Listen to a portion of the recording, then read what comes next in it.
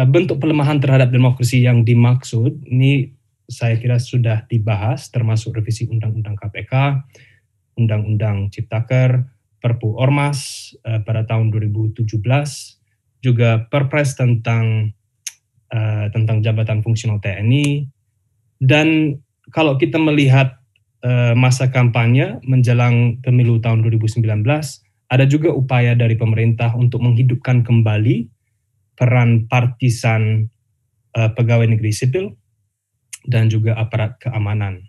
Jadi ini beberapa contoh kebijakan dan tindakan yang menurut saya mengancam demokrasi di Indonesia pada saat ini dan nampaknya semakin parah. Nampaknya ini adalah upaya yang semakin sistematis dan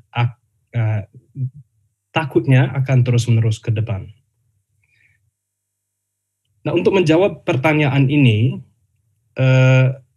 saya merujuk pada isu akuntabilitas atau institusi akuntabilitas pemerintahan yang berlaku di Indonesia pada zaman pasca reformasi. Ini mungkin juga sering disebut sebagai system checks and balances, ya, kalau kita menggunakan istilah dalam bahasa Inggris.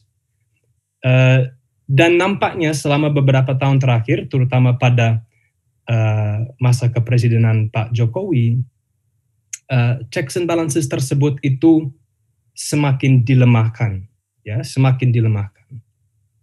Nah, institusi-institusi akuntabilitas tersebut ini memiliki peran yang sangat penting dalam membatasi kesewenang-wenangan pimpinan politik, terutama mereka yang menduduki jabatan di pemerintah eksekutif pusat, ya, pada tingkat pusat dan juga menjadi anggota eksekutif.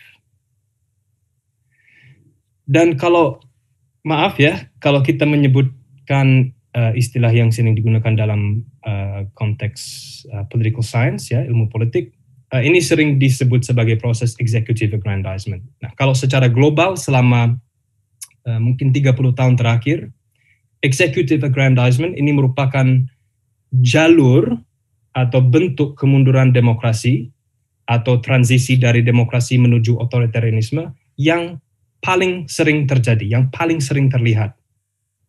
Ya, jadi kita tidak atau jarang sekali melihat ada yang namanya kudeta.